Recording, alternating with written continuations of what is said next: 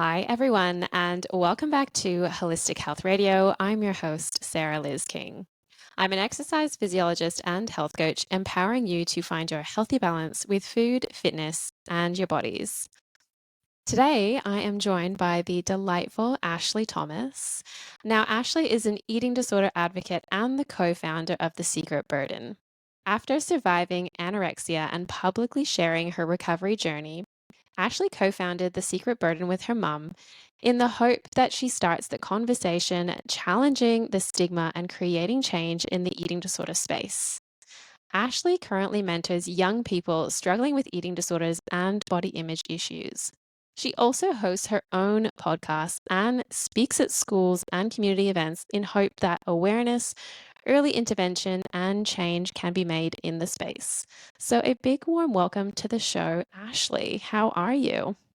Thank you. Yes, very good now. It's funny when you hear those intros, you really reflect back and go, wow, I'm very grateful that I am privileged to be in this space and be able to do what I do. So thank you for that intro and that little reminder.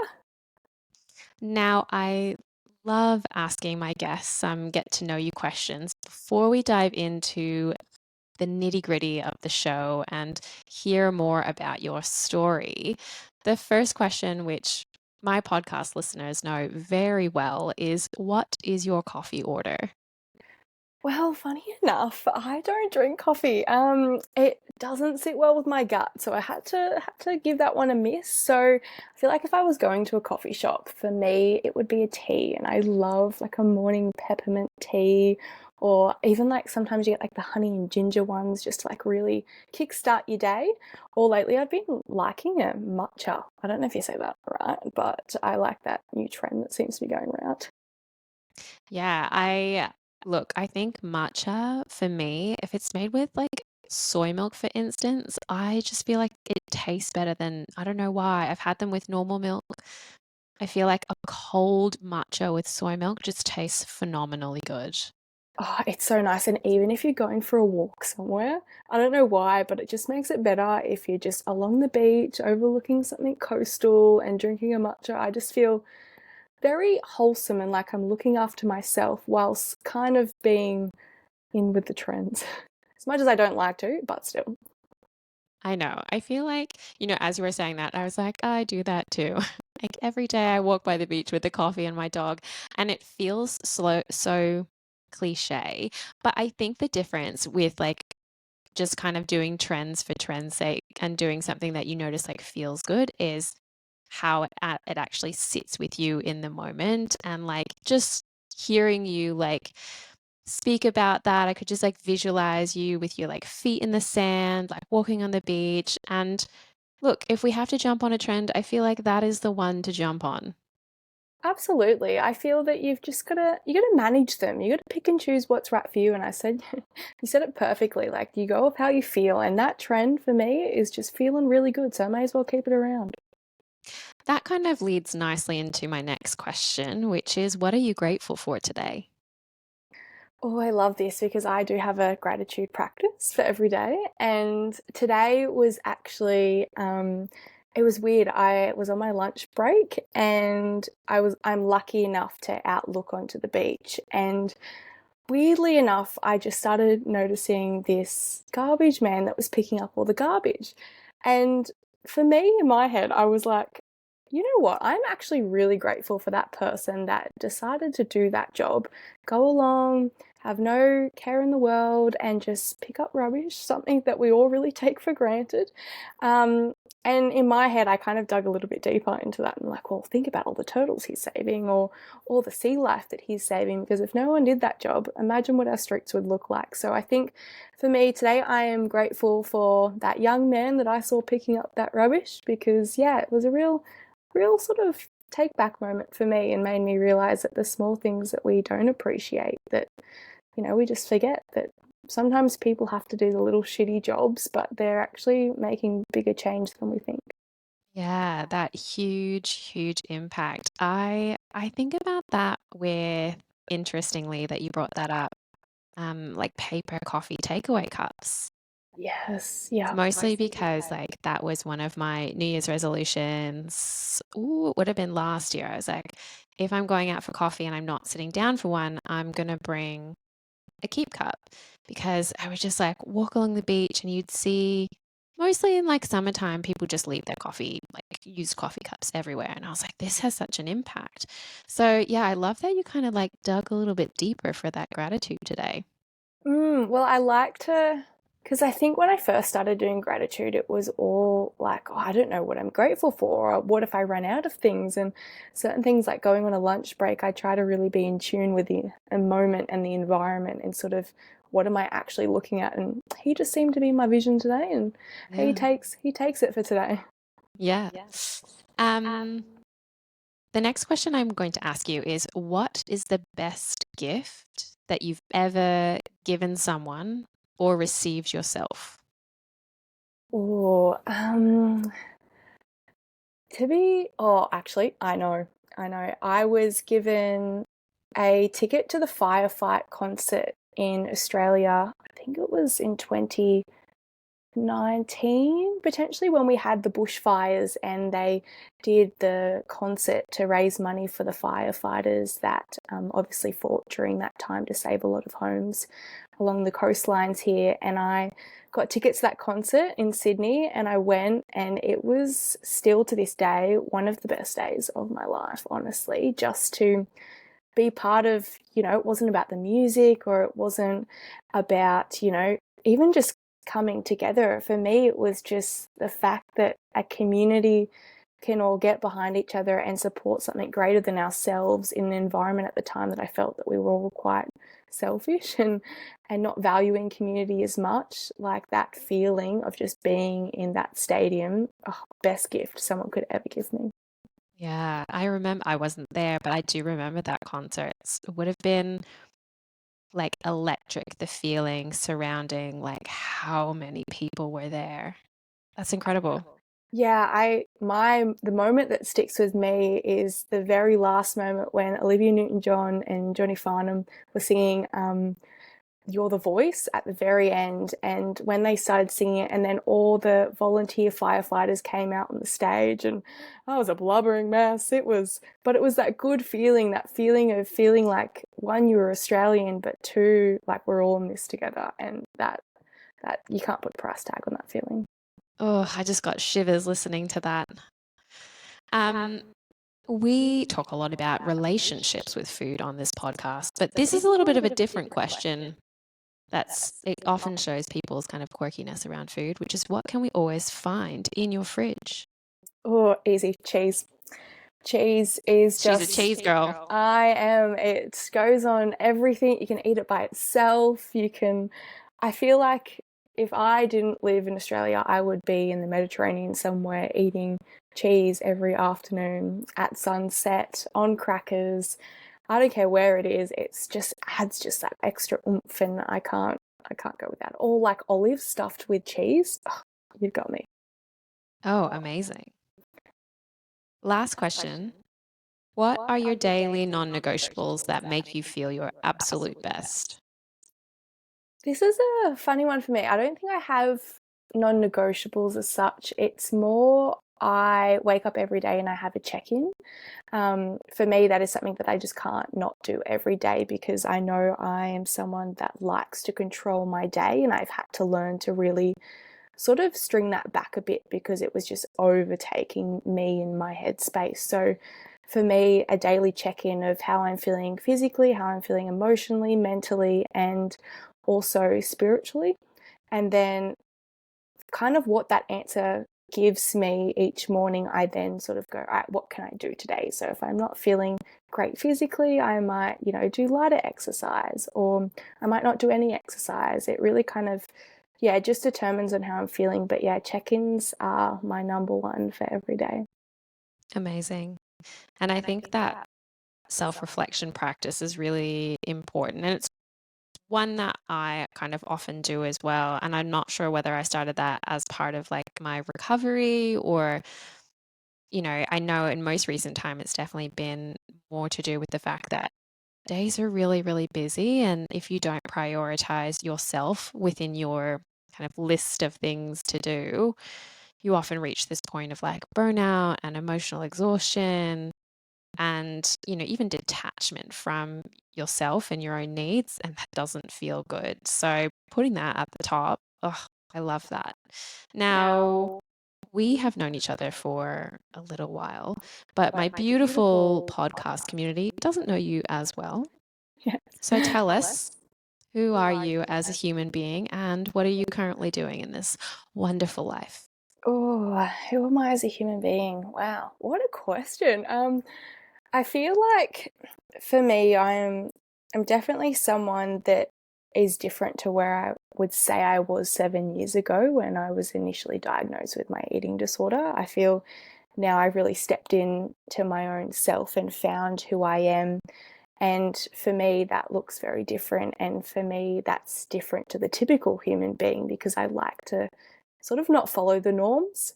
Because I like to prove to other people and myself that you don't have to live a life in your comfort zone and you don't have to live a life in an environment where you're influenced by other people. So I really try to make an effort to not do that. So I can be a very random human being and someone that loves to just explore and research and experiment and try different things because I think we're not here for very long. So I love to learn. And I think what I'm trying to do, and I hope that I'm doing, is really start the conversation in the eating disorder and mental health space because of my own journey. It was something that, yeah, took a while to get over, but I would not take it back because I've become the person that I am today. And with finding my voice and finding who I am just trying to project what I've learned and really help other people along the way. And obviously, alluding to your own personal experience, can you walk us through that journey for you, your eating disorder, how it developed, how it affected your life and your relationships as well? Yeah, my eating disorder took away everything, honestly. I mean, before I was diagnosed, I would say that I was already a very shy person, someone that was quite withdrawn because I just didn't feel like I fitted in anywhere or that I had a place. So I feel that I created a perfect environment for an eating disorder to manifest in because I was just looking for some sort of control and some sort of relationship with something, and my eating disorder at the time gave me that. And I think my eating disorder journey, so it started when I was diagnosed at 14, and I went through family-based treatment with my family for about 22 weeks at home before I was hospitalized, and that was honestly traumatic in itself. Went through a period where my family they just had no help or no resources from the medical system and nobody wanted to support us. So we were also sort of learning about the illness as I was going through it. And I unfortunately lost a lot of weight during that time. And I think I just lost a lot of myself. I withdrew from everything and hated my family, hated my friends. And it was all encouraged by the eating disorder because obviously it solely just wants you in itself. And yeah, fast forward, I guess there's obviously lots of little things in that. But yeah, my recovery, I would say, took about 7 years to really overcome that eating disorder. And yes, when I decided I wanted to pursue recovery, it was not a straight line. It was something where it was back and forth and 4 steps back and 2 steps forward. But I just remember that I had changed my mindset to, I want to recover from this illness rather than give into it. And that's probably what progressed my recovery journey. I'm really glad that you mentioned that your recovery took years Mm. because I think there's an illusion that once you decide to recover, you snap your fingers, you get the help, and suddenly in a few months' time or less than a year, you're all better. Now, for some people, that might be the case, but for a lot of people, it's a lot of hard work and, like you said, multiple steps forward and multiple steps back. So, definitely not a linear progression. Even before we get into what was most helpful for you during your recovery, having some time to reflect, do you recall I think, what contributed most to the development of your own eating disorder? Yeah, look, I often think about this a lot, and I think, going back to creating that perfect environment, there was so much going on in my life that I was trying to control, but I felt like I didn't have control of. And there was a lot of family situations where, my brothers were. I've got two brothers, an older and a younger one, and my older brother had a lot of issues, and so did my younger brother. And I saw how much pressure and stress that put on my parents at the time. And for me, my little problems of feeling like I don't fit in, or that, I don't have any friends at school, or I'm struggling in this, were really minor, that I did not feel like I was had the opportunity, I guess, to open up about how I was feeling, because I didn't want to burden them with it. They already had so much on their plate. So I think that was a big contributing factor, as well as I was really involved with the sporting industry in netball at the time. And it was always, I was at that age where, you're doing trials and you were progressing to the next level. And it was always like, you've got to do better, you've got to push harder. And I felt like in order to succeed, or to even just feel something, because I wasn't feeling it in my friend groups, I've got to be the best. Because I was looking at the best, the best sporting stars, or my favorite coaches, and they were all happy because they were so successful. So I was like, in order to be happy and successful, because I was craving that feeling, I've got to be the best. And that kind of rippled on to social media as well. I mean, I was feeling so unhappy in my life that I kept searching for the answers. And every time I looked out, it was people on social media that had these skinny bodies and that were drinking these juices and were, having got all these friends on the beach and all these followers, and they were being praised and they looked happy. So I felt like, as a young person, in order to get that feeling, I've got to follow what they're doing. And so I did. I followed what these people were doing in order to reach this happiness that I thought was achievable. And being so uneducated and being misguided, and chuck diet culture in on top of that, and messaging even from schools that Australia is an obese nation and we've got to stick to the Australian healthy guidelines, and you've got to watch what you eat and how you exercise, to a young person that's in a vulnerable state, that's seeking some sort of love or some sort of control. It was just the perfect solution to all my problems all at once. And I just jumped on everything that I could. And being the perfectionist I was, I tried to perfect every little area. And unfortunately, it led me down to letting in my eating disorder. Yeah, and I feel like that trait of perfectionism is a really common thread through a lot of people that experience disordered eating or body image issues, or struggle with their relationship with food or exercise in general. And it's this feeling of like, I constantly need to be striving for more in order to reach what I believe will relieve me from these really unhappy feelings. And I think the difference is like, when there's this like constant striving and you do quote unquote get there, or you achieve kind of whatever a goalpost was that you set for yourself, it's not like you have this moment of pride or recognition of your efforts. It's simply that the goalpost moves again. And it's simply that you get, okay, well, I've proved to myself that I can do this thing now. So now not only do I have to keep doing this thing, I have to do more. I have to be better. And the thing is that that story never ends for a lot of people. And it gets particularly very tricky, we know, when it comes to changing your behaviors around food and around exercise. Now, I imagine when you started engaging in some of these, that they looked quote unquote overtly healthy from the outside looking in. Do you ever remember like a turning point where maybe the people around you noticed that it wasn't helpful for you to be engaging in these kinds of behaviors anymore and they stepped in? How did that kind of go?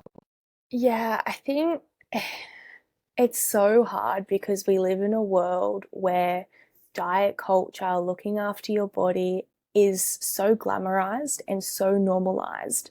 that it does. It gets swept under the carpet. And because I was involved in the sporting industry, talking to like a lot of people that I talk to now about where I was back then, they say that we just thought you were trying to look after your body in order to be the best athlete you could be.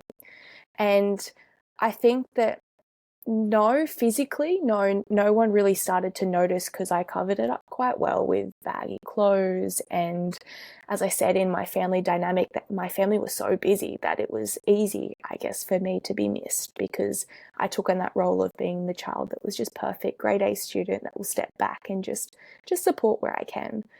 So it was easy, I guess, unfortunately, for me to really hide my illness at the start. And I think emotionally, it was when I broke down to my mum, and a lot of contributing factors, probably like physically, I just had no energy anymore and I was really emotional and I was sleeping all the time. So that played a factor in me emotionally, and not even just being able to concentrate in the classroom. And then also just withdrawing a lot. I remember my mum saying that, I was always in my room, always by myself. And it wasn't until she actually just asked me, she was like, hey, do you just want to just go for a walk? Let's just go have a chat. And we went for that walk and I just broke down to her. But it was never about eating disorder, or it was never about my food, because I never thought that was a problem. For me, it was more, I've got no friends, I don't feel like I belong anywhere. And then she mentioned to me that maybe we should go see a psychologist. And we did about a couple of days later, and that first psychology appointment, they diagnosed me with anorexia. And that's kind of where it started, because prior to that, to be honest, my family and I knew nothing about eating disorders. I mean, my idea of what an eating disorder or someone with anorexia was honestly just a Victoria's Secret model. That was just the first thing that popped into my head. I remember just sitting there going, well, I'm not a Victoria's Secret model. I'm not on a diet. I'm not that thin. I'm not trying to lose weight. I'm healthy. Like, there's something just wrong with my brain. Like, can't you just fix my brain so I can be happy? And to be honest, it was the same with my family. They had no idea what an eating disorder was. And yes, they admitted then that I'd lost a bit of weight, but they never thought it was really an illness that needed to be treated. And then, yeah, we were kind of in for a shock after that. It's so interesting as you were speaking how many of the myths and internalized, and the kind of like preconceived notions that we have around eating disorders were so innately internalized within you that, that diagnosis probably felt like extremely out of the blue to kind of go like, no, I'm just an unhappy human right now. What does an eating disorder have to do with this? When you received that diagnosis and kind of like went through that shock of like, well, what does this mean and what did we do? How did your family, obviously you said like, your family had to just work and learn as you go, as you went along with your recovery. What were those initial stages of your recovery like when they were saying you need to do X, Y, and Z to get better? They were honestly messy, is the best way I can describe it, because the person that we were seeing at the time, and, bless the psychologist, but honestly, she didn't know much about eating disorders either. The area we were in is regional, and we had no resources and no real understanding of what eating disorders were. And I remember her handing my mum a handbook and saying, just go home and read this and let's come back next session and discuss it. And I remember mum going home with a handbook and being like, what? Like, what is this? Like, what are we supposed to be doing? Like, refeeding our child? Like, I'm so confused. And she also gave my mum some contacts of people that had recently gone through eating disorders that had just been shared around the community. And I remember me sitting there when mum was calling everyone, and the conversation lasting like 10 seconds with each person. Literally just them saying, sorry, we've been through that. We don't want to talk about it anymore. See you later. Like, literally, that was most of the conversations mum had. That people didn't want to talk about it. People were still going through it. So I think our treatment and when I say we were literally learning as we go, we were literally learning as we go. And I think our team at the time was as well, because there was no resources, there was no information out there for us. And we were living on the border, so we couldn't access Queensland help, and we were too far north to access any New South Wales services. So we were being chucked left, right, and centre. Sometimes I felt like I was an experiment for my area, because, at the end of the day, like, my parents were told, this treatment isn't working. We're trying to do family-based treatment at the time, which my psychologist hadn't been trained in, but was just literally reading off a book and saying, you've got to do this now, you've got to do this. And at the end of the day, the book was thrown out the door, and she was like, I don't know how I can help you anymore. Just whatever you do, get the food in and get it in as soon as you can. So my family just did the best that they could. And unfortunately, yeah, a lot of the time it led to force feeding me, which was horrific for my family to be part of. And it's something that no one should ever have to go through. But I mean, this is a space that we're working in. There's just no education in the space, and there's no even in the medical industry, where you're supposed to go to these people to seek help and to get guidance. And we went for that guidance and we were given nothing. We were given, do what you can. That's all that we can say to you. And unfortunately, that's our story, but it's unfortunately, I'm hearing a lot. It's still a lot of people's stories today. Honestly, like, I know your family story quite intimately, but like, you'd love to say that your story is unique. However, like you mentioned, there are so many families and so many individuals that experience this complete isolation when they are struggling, because even the help that they seek isn't specialized enough for their needs.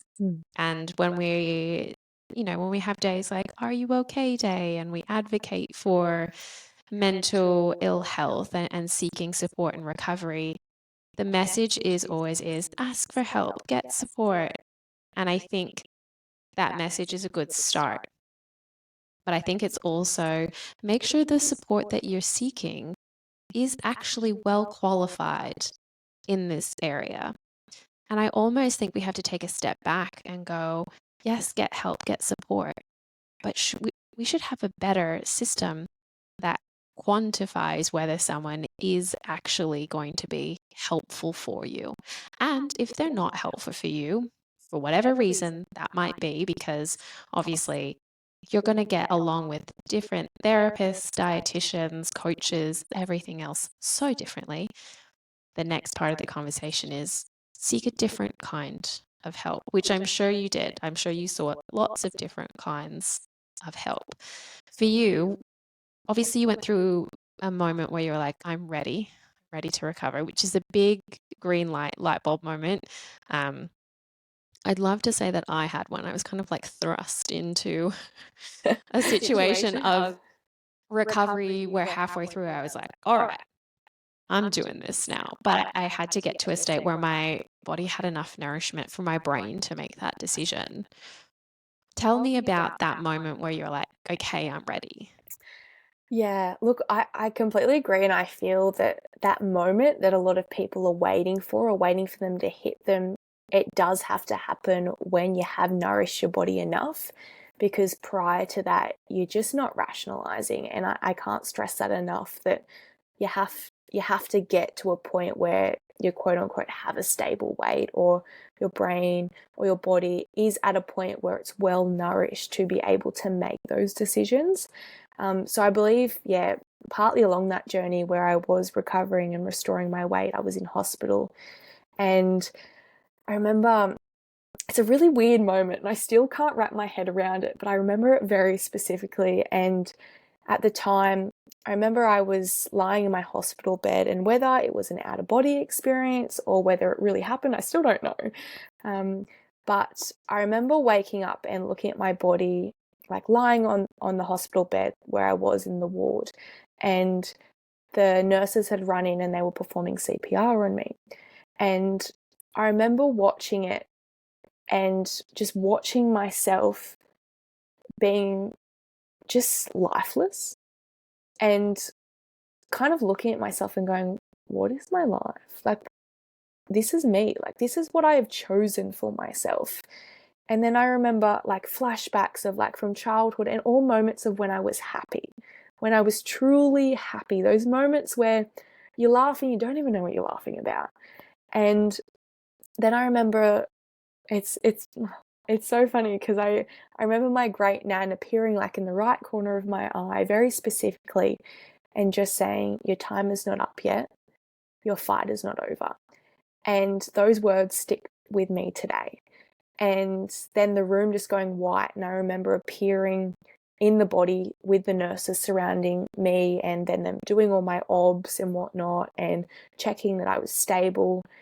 And I still can't explain what that experience was, but for me, after that moment when everyone left and the dorm had gone silent again and there was, someone still watching me, I remember sitting up and planning my way to recovery that night. And in that moment, I remember just making a decision that from this point forward, I was going to choose life, where prior to that, I was choosing death and I was choosing my eating disorder. And I just knew, or I just had faith and belief that for whatever reason, I was meant to receive that message that your fight is not over and you have the power to really excel your fight. And I just decided in that moment that, yeah, I was gonna give life a go. And in my head, being a researcher and loving that space and now being a journalist, I'm very much, yeah, I just wanted to experiment. If what they were all saying about, once you reach recovery, you'll reach your best self. Well, is it actually true? And I felt like I had to find out. Had to gather your own information. Absolutely. Absolutely. Run your own research. And actually, that's kind of the best way to move through recovery, in my experience, is to run little experiments that push you outside of your comfort zone so that you can prove to yourself and against the eating disorder that, number one, the world keeps turning when you do the opposite to what your eating disorder is telling you to do. And number two, you accumulate these moments of pure joy and happiness and elation and reconnection with parts of your life. And you're like, oh my goodness, this is why the fight is worth it. The fight is worth the freedom. Now that you're, I guess, have reached full recovery and you work a lot in advocacy and supporting others, what is one thing that you wish your family had known about eating disorders before you had got diagnosed? Oh, before I got diagnosed, I think before I got diagnosed, if the conversation was just there, I mean, I remember when I was diagnosed, there was still nothing but us walking into that room and knowing we had no idea what was in store. We didn't even know the definition of an eating disorder, where I feel like at least now in this space, at least the minimal or basic information about a broken leg or about someone that gets a cold or about symptoms for someone that even has social anxiety. The basic level things, and I just wish that eating disorders were on that same basic level. I'm not asking people to go in depth and spend days researching eating disorders and know the ins and outs, just having that basic knowledge so that you can walk into a room, you can identify signs or symptoms, you can just understand a little bit so that we can prevent people reaching out for help and we can prevent diagnoses being prolonged. Because a lot of people go in really late. I probably say that, if I walked into that room or my mum took me to that room, say 12 months prior to that, we possibly could have had a better chance at really sort of getting my eating disorder early. But having no knowledge around that, I just wish the education was there and was available to everyone, not just if you went and seeked it, but it was baseline for everyone to know that eating disorders are real and that they are actually an issue. They're not just a fad. 100%. And I think there's definitely more awareness now, which is great. On the flip side, I also think a lot of signs and symptoms that are very much eating disorders or disordered eating, even, are kind of normalized by diet culture, which is problematic in itself because that's where the biggest struggle is. Is this person just quote unquote dedicated or just quote unquote eating healthy? Or is there like an underlying fear surrounding their choices that we don't know about? So I think the signs and symptoms can be, overt, and sometimes we can see them, but sometimes it's the people that are closest to that person that can really pick up on those intricacies that are so, so important in preventing people from falling into the river of an eating disorder to begin with. And like you said, that early intervention is so essential in the outcomes that we see with recovery. That's not to say that a person that has had a long standing eating disorder can't fully recover. Of course they can, but we know that those statistics show that the early intervention or the earlier an intervention, the more positive the outcomes are for their recovery. Now, I want to talk a little bit about the work that you do in the community and starting the conversation. And in particular, I'd love to chat about how you think we can support loved ones who are there kind of as they are the biggest supporters of someone that are going through an eating disorder. So, for loved ones, for carers, for those people that are in a person's support network, what are the things that they can be doing that can be, number one, really helpful and they should be doing or saying? And number two, second to that, what are some of the things they should be absolutely avoiding that can be triggering or unhelpful? Yeah, I get this a lot because I think a lot of people tiptoe around people with eating disorders, not knowing what to say. And it is hard because, you're walking into a space where a lot of us, a lot of the time, joke about weight or joke about going on diets and bodies. And it's really hard to shift that mindset and know that if you're saying the right or wrong thing. But I honestly think that if you have a loved one with an eating disorder, just turning up for them, the amount of times that, you know, I've spoken to people that think, I've got to do this, or I've got to do that, or I've got to help with their meal prepping, or I've got to make sure they get to appointments. Like, no, sometimes just being there for that person, and especially I talk to a lot of people that have got friends with people with eating disorders and that are not sort of in that immediate team. I say that they already have a lot going on. They already have a lot of people focusing on their treatment generally. They have so many people asking questions about their diet, how they're going, their body. Sometimes to just be that refreshing perspective to just turn up and just talk about the normal things and to not talk about their treatment or their eating disorder because they're so often put in that space, to just normalize it a little bit for them so that they feel like that they are not just their eating disorder, they're actually a person.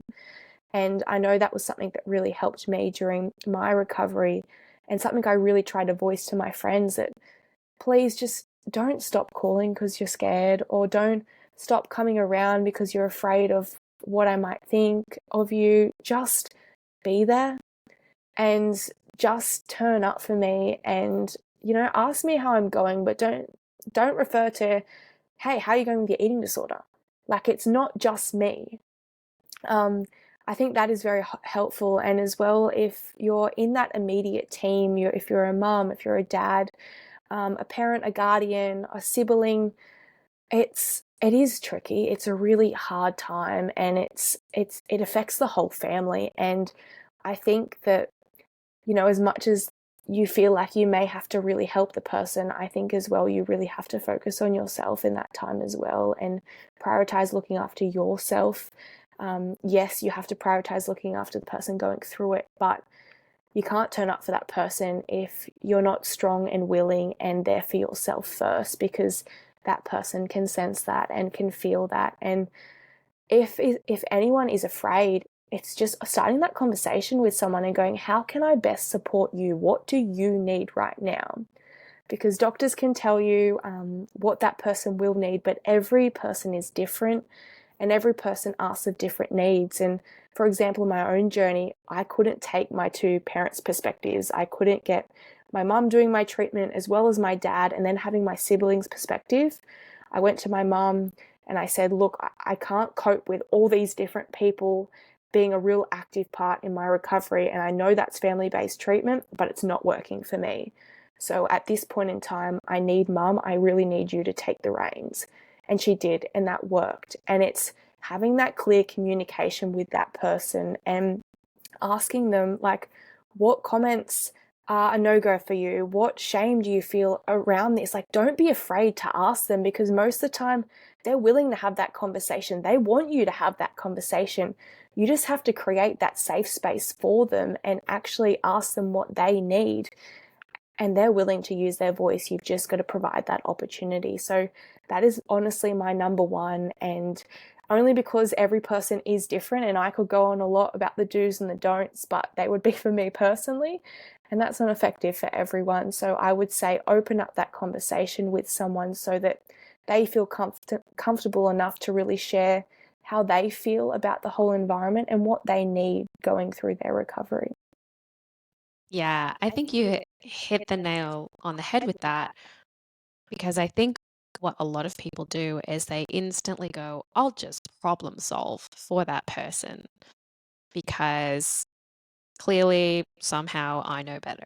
Or there's just like a perception of, quote unquote, just eat more or just do this thing. And if you simply just change your behavior, then you'll snap your fingers and suddenly your eating disorder will go away. And while behavioral change, obviously renourishment, adjusting, modifying exercise, giving your body rest, working on body image are all important aspects of recovery, it's also so much more than those things. There's a lot of emotional work that has to be done. There's a lot of kind of somatic work and kind of like reconnecting with your body. And there's so many other things that sometimes you just need a mental break from it all, like you said, and you just need your friend to be like, hey, let's talk about reality TV. Or like, let's go out and do something fun or silly and just remember that we're still people Mm. again, even though we're kind of working on this really big journey that will shape us as a person, Yeah. whether we recognize it or not in the moment. Now, I want to ask you as well. Obviously, you do a lot of advocacy work. Um, what is something that you hope to achieve within, I guess, the community and the advocacy space with starting the conversation around eating disorders? Is there like a particular subset of people that you hope to reach, or is it just that general kind of improvement of starting the conversation more and more? Yeah, I think for me, I have different categories that I really want to achieve in this space in terms of starting the conversation. And one of those is amongst the community is changing the perspectives about eating disorders and what people are made to believe, because I was that person and my family were those people where we didn't understand eating disorders, and unfortunately we thought they were just models and people that went on fad diets. So I really, going through what I went through and what my family went through, I really want to change that perspective so that people start to second guess themselves when they start to joke about someone's weight, or when they start to make comment about people that look a certain way, or about people that eat a certain way. I really just want people to take eating disorders more seriously and see them as an illness. And that is something that I had to learn to understand as well, is that sure, we have these people that like to eat healthy and to go on diets, and sure, if that is their choice, that is completely up to them. I mean, we're all in charge of our own bodies.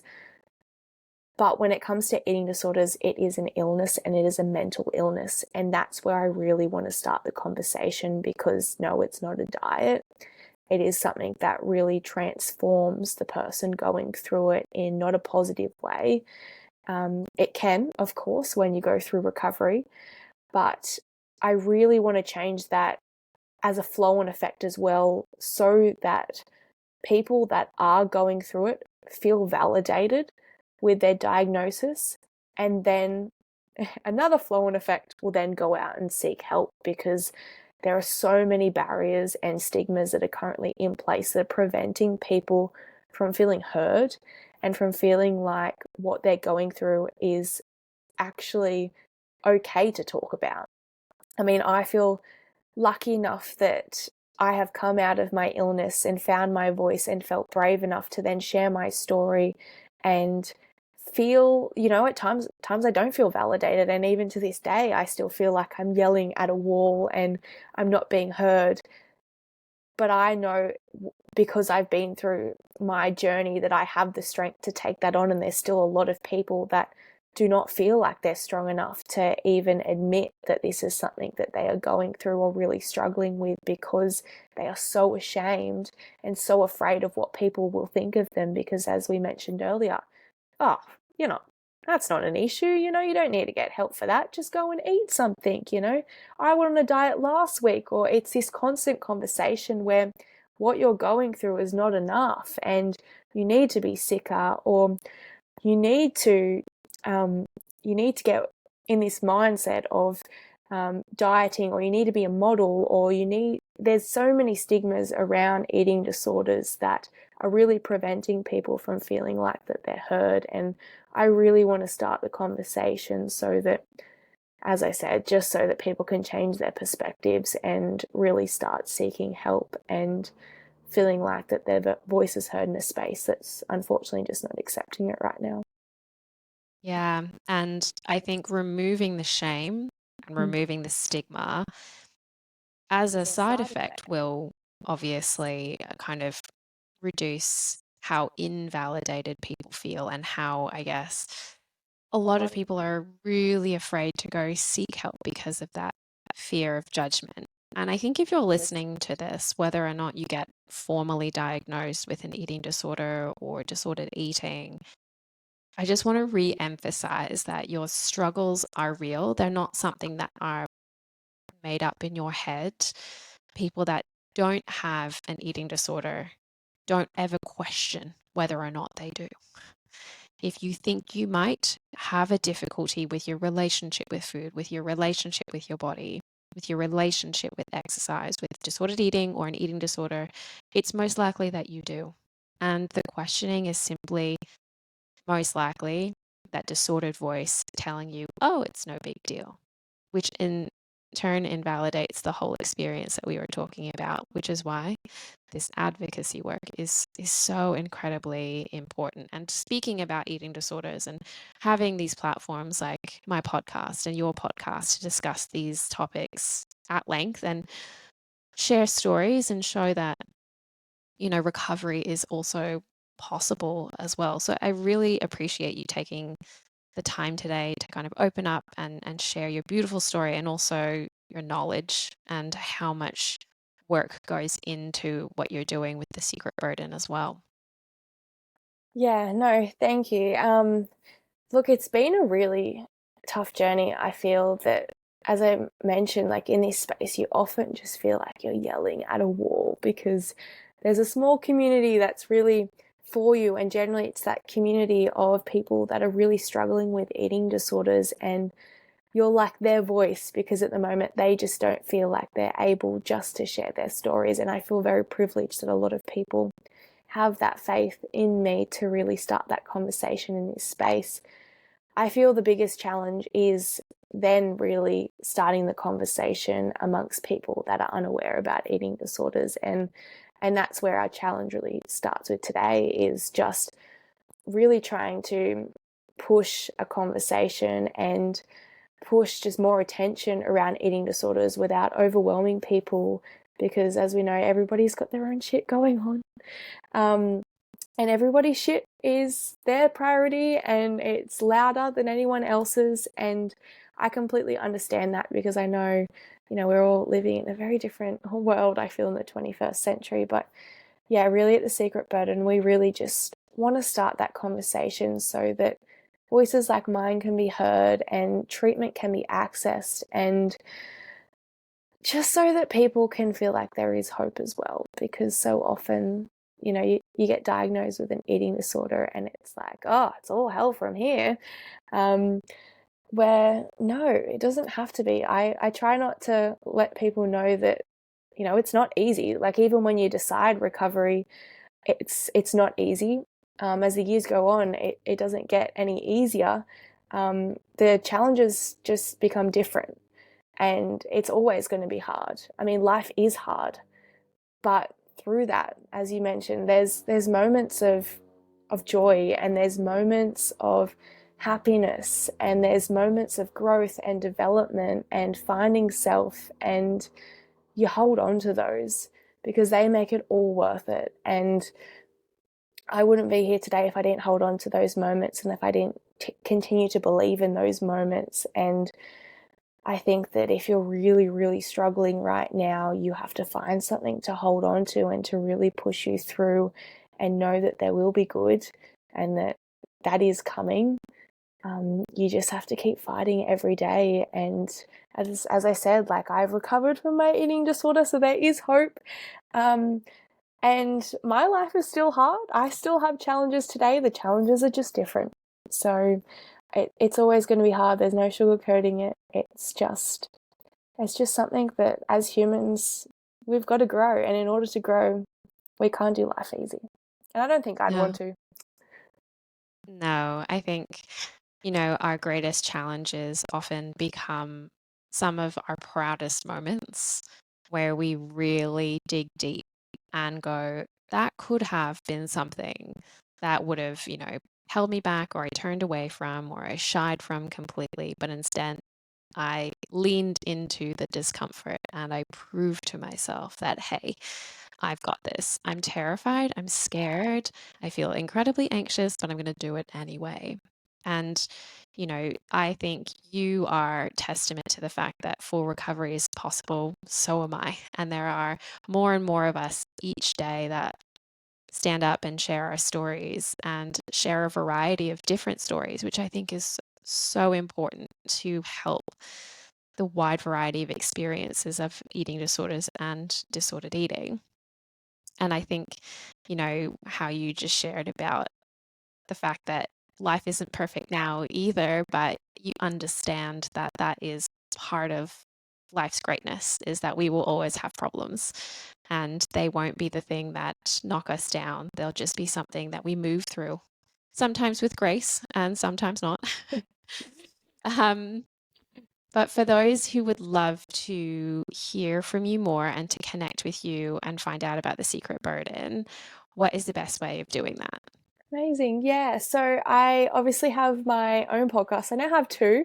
Just when I thought, my schedule was not busy enough, I thought I'd chuck in another podcast, because why not? So I have the Secret Sunday Session, which we actually do a visual airing on our Facebook page, The Secret Burden. So you can find us there, as well as it's on Spotify. And we also have a YouTube account at The Secret Burden. And that's where I get on different guests, which you were actually one of my first guests to jump on the very start, talking all about eating disorders. So you can download that, watch that, and that's all about sharing stories in hope that people can understand that you can get through whatever you're going through, and that everybody has a story. Every story looks a little different, but with the right people around you and with finding the strength within yourself, you can overcome that and you can grow.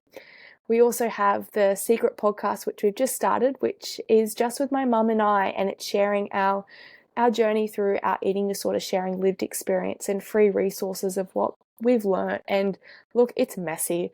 I think the last couple of episodes I've been crying and revealing way too much about myself and my recovery, because I just think that it's needed, though. It's something where we as we mentioned, we all struggle, and it's all hard, and I'm still learning and growing and learning about myself. And I really tap into that on that podcast. And my mum is like my therapist, so it's like just a therapy session. So if you want a bit of mess and chaos, jump in on that one. That's once again just on Spotify. And then you can also follow us, as I mentioned, The Secret Burden on Facebook. And then I'm Ashlee.Thomas on Instagram, where I just share my recovery journey and what I'm doing with myself now to really advocate in the space. Amazing. I'll be sure to add all of those links in the show notes for our listeners. And for everyone that enjoyed today's episode, feel free to leave a 5-star rating and review. It really helps others who are looking to get some eating disorder recovery resources. It helps them find this podcast. And be sure to take a screenshot wherever you're listening. You can tag myself at Sarah Liz King or Ashlee at Ashlee.Thomas. Is that correct? Yes. Ashlee.Thomas. And we will be sure to reshare those on our stories. Until next time, keep looking after yourselves, and I'll be back next week with a fresh new episode you can wrap your ears around. Thank you so much, Sarah, and thank you so much for everyone for hearing my story.